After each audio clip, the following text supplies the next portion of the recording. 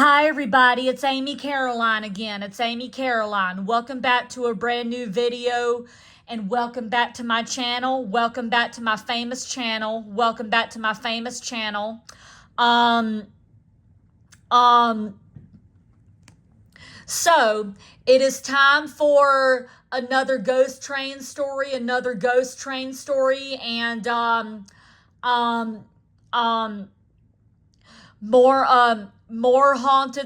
more haunted stuff, and it's time for also another ghost train story to put on the travel channel, for the travel channel company to put on the travel channel, and today's story is is called the Mintz Ghost Light. The Mintz Ghost Light. The Mintz Ghost Light. The Mintz Ghost Light. Okay, so, and this takes place in Mintz, North Carolina. Is a lonely spot.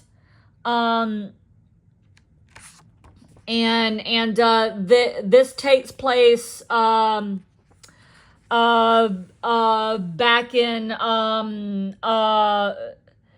back in the early 1880s, or the 18 something whatever, I think. And then it goes all the way, and so the story goes back in time. The story goes back in time to the the 1880s, or it doesn't say what year this was, but anyway, but it will hopefully in the show, if it ever gets filmed on there by you guys. Anyway, so without further ado, the Mintz Ghost Light. Lake Mako, Mintz, North Carolina, is a lonely spot along an abandoned ex-Atlantic coastline branch. The hamlet is located between the tiny towns of Rhodesboro and Garland, North Carolina.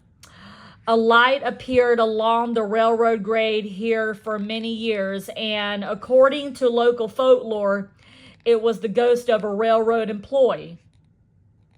According to local residents, the railroader was employed as a track watchman, clocking the trains as they ran through the lonely coastal swamps. One night, he was startled by a train as it high-ballad along the tracks. He fell into the path of the train and was beheaded by the remorseless iron horse. His head and body were never found. A more dramatic version of the story insists that after the watchman was beheaded, his decapitated body groped for his lantern, picked it up, and vanished. After the watchman's death, a light began to appear at Mintz Station at Mintz. A glow that hovered over the railroad tracks bounced and disappeared. Local folks claim the light was the dead track watchman's ghostly lantern. According to local residents, the light was a nightly occurrences in Mintz during the early 1960s. Carloads of people from surrounding towns would drive to the tiny crossroads community to witness the light. Some local folks even drove to the spot every week to just to see it. It didn't scare people because it had always been there, and they had grown up with it. Like the Mako light, the Mintz Ghost Light stopped appearing when the tracks through town were taken up in 1980. people in the area have stopped talking about the ghost, and its story seems to be fading out of local folklore.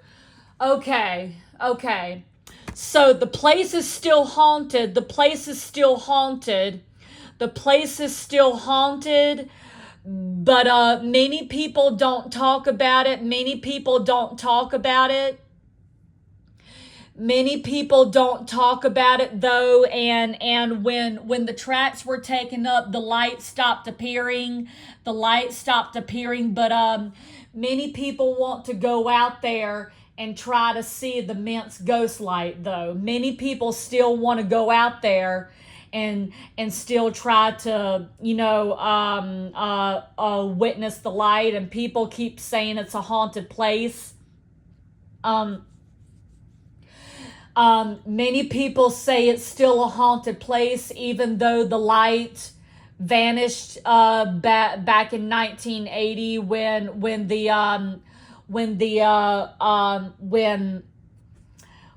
the tracks were taken up.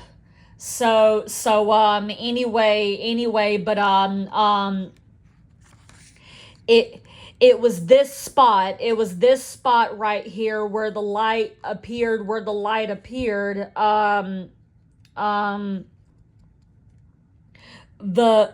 The Mint's ghost light. The Mint's ghost light appeared down here. And the tracks were taken up years ago. But people um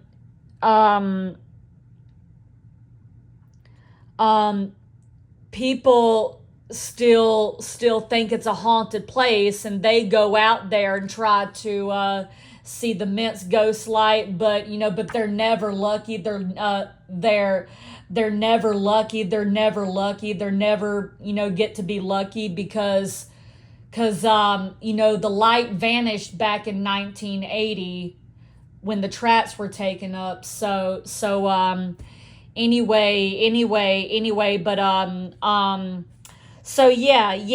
the Mint's ghost light haunted this spot right here.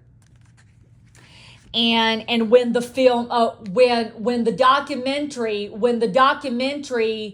and the episodes appear on Ghost Train, on the TV show Ghost Train, the Mint's ghost light, please put that on the Travel Channel, you guys. Please put that on the Travel Channel. Please put it on the Travel Channel, and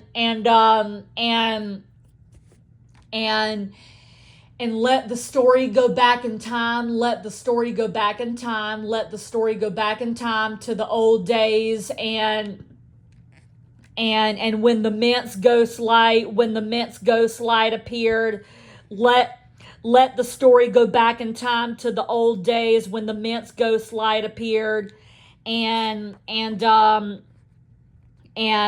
let it go back in time.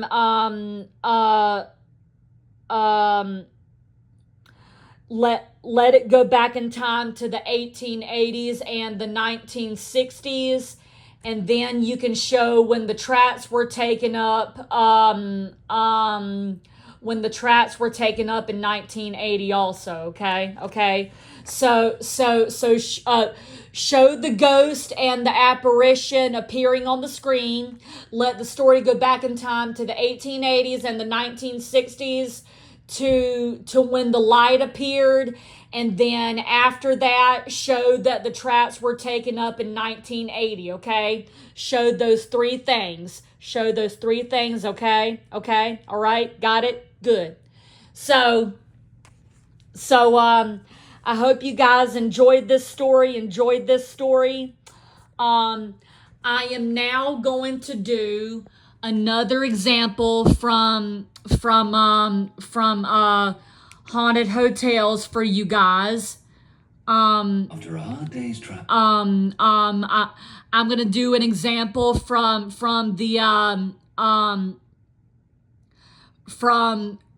the previous TV show that they used to have a long time ago, haunted hotels, it's going to give you an idea, and it's going to give you an example of how Ghost Train should look like on the Travel Channel when you guys put it on there, okay? When you guys, yes, you guys are going to be the ones to put it on there, okay? Not me, okay? Okay?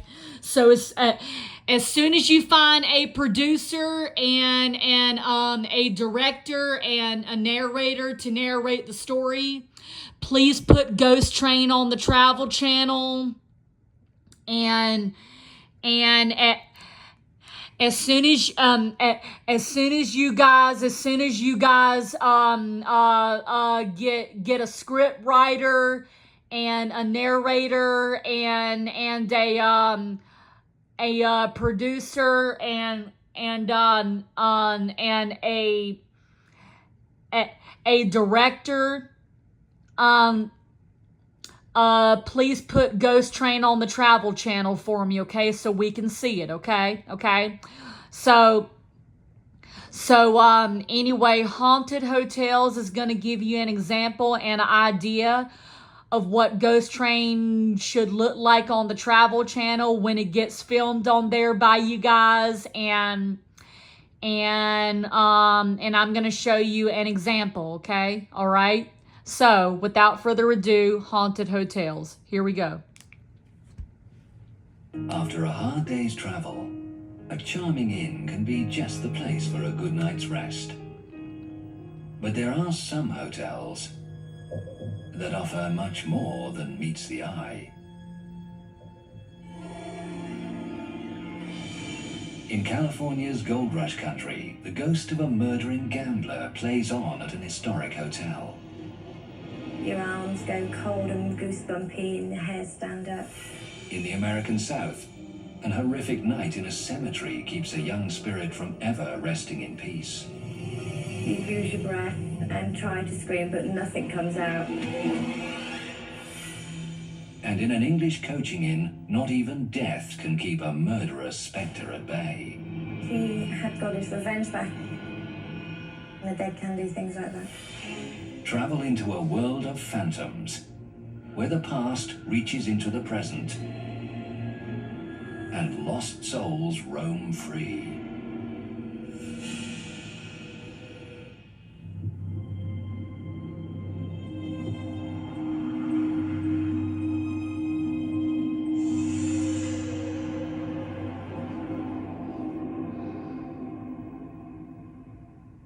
Sometimes the most elegant hotels are also the most troubled. Filled with lonely spectres searching for peace, haunted by history.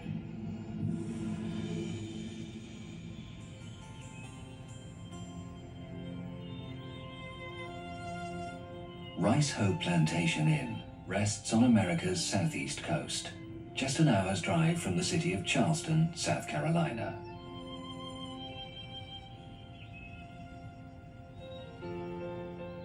This 18th century Federalist mansion by the Cooper River welcomes guests and, some say, ghosts.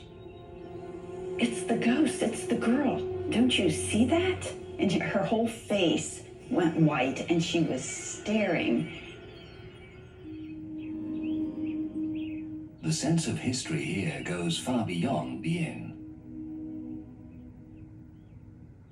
You come up to these gates and you look through them and there are these huge 400-year-old live oak trees that are full of Spanish moss, and this incredible eerie feeling comes over you.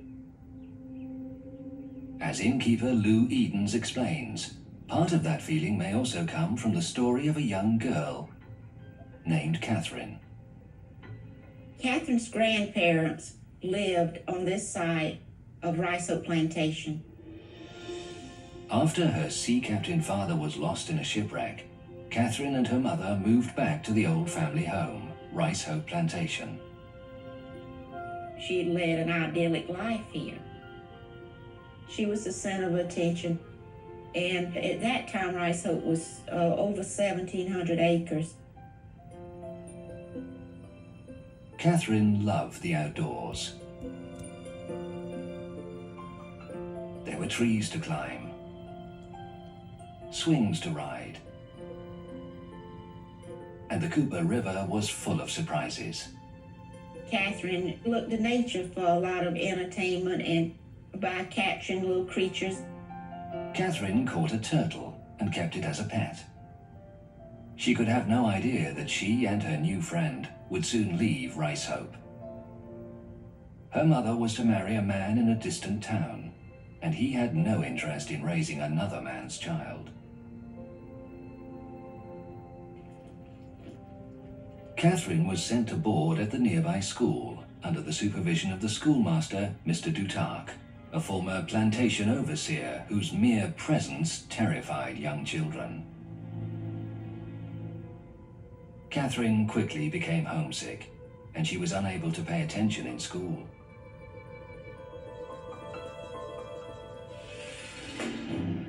The callous schoolmaster had no patience with Catherine's daydreaming, and punished her by forcing her to stay inside and sew.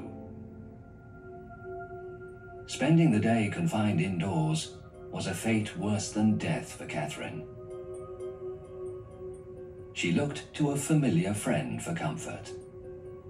Catherine was supposed to be sewing, but instead she decided she would go outside and play with her little pet turtle. She tried to slip away unnoticed, but she had left a clue behind. She dropped the fabric that she's supposed to be sewing.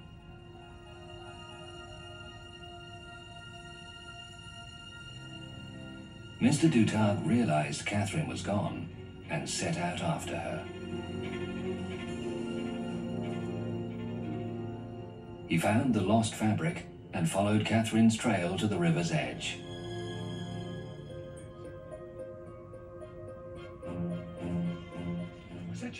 The startled girl tried to explain. She told him that she only wanted to be outside, and he went into something of a rage, shouting, "If outside is what you want, outside is what you shall have." He took her into the cemetery and lashed her onto a tombstone. The punishment that awaited Catherine was far worse than a day without fresh air. Long ago, a young girl named Catherine reveled in her life at Rice Hope Plantation. But that joy swiftly ended after she was sent to boarding school. There, she looked for solace in the natural world, but found instead her schoolmaster, Mr. Dutarque, determined to teach her a lesson. In a fury, he lashed her to a tombstone in the graveyard. You wanted to be outside? Now you'll be outside! The schoolmaster left, and Catherine was alone in the cemetery. Soon, night began to fall. She knew about the creatures of the night, the bobcats. There were even bears in the Carolinas then. What came next would make her nightmare complete. From the darkened woods, a glowing, angry face began to make its way toward her.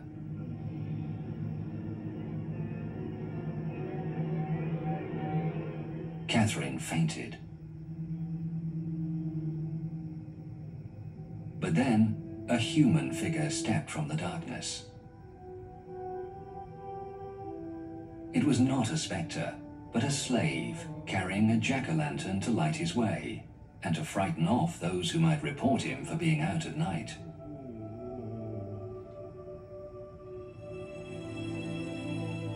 As the man came across Catherine's limp body, he was shocked by what he saw.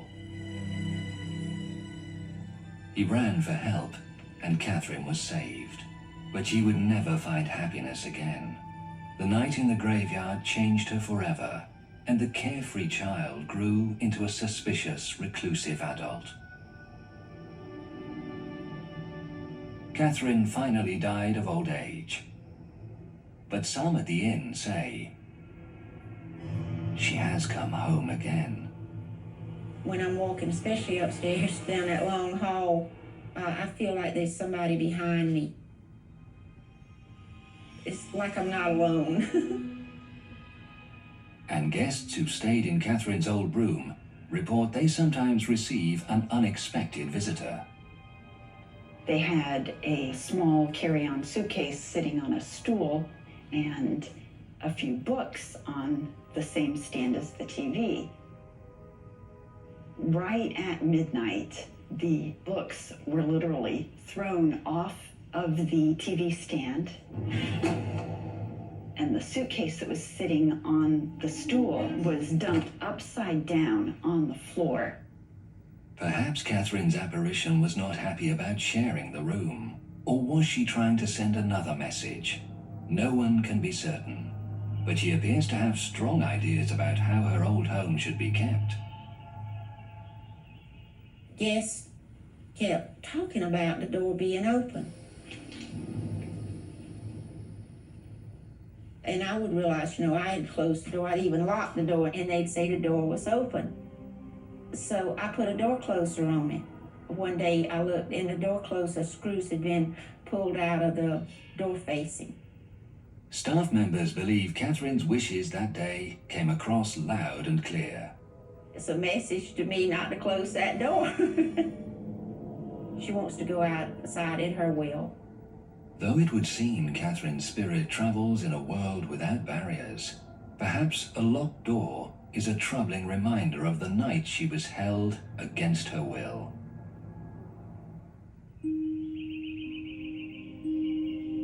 Former Rice Hope innkeeper Doris Kasprak has seen firsthand what an apparent encounter with this spectre can do. My daughter all of a sudden turned and stared at the back porch. Her whole face went white and she was staring.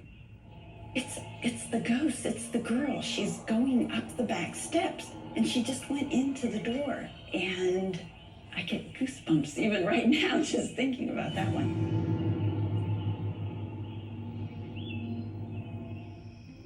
On the grounds. Anyway, I'm gonna stop right there. Did you see of how the story went back in time to the old days and the 19 or 1800s? Did you see that? Well, guess what? That is what Ghost Train has to do. That is what the TV show Ghost Train has to do. It has to do the same thing, except Ghost Train stories instead of haunted hotel stories. Ghost Train stories have to be told. Ghost Train stories have to be told instead of haunted hotel stories. Ghost Train stories have to be told, that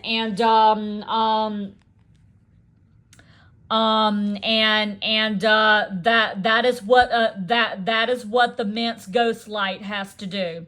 That is what the Mintz Ghost Light has to do. Okay, so when you put in the documentary, be sure it takes place in Mintz, North Carolina. In North Carolina, the tiny towns of Roseboro and Garland, North Carolina.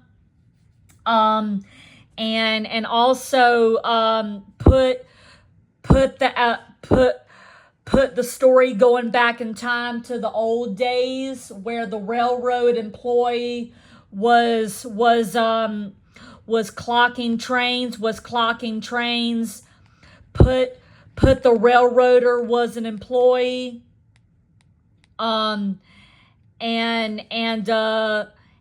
a track watchman clocking the trains as they ran through the lonely coastal swamps. One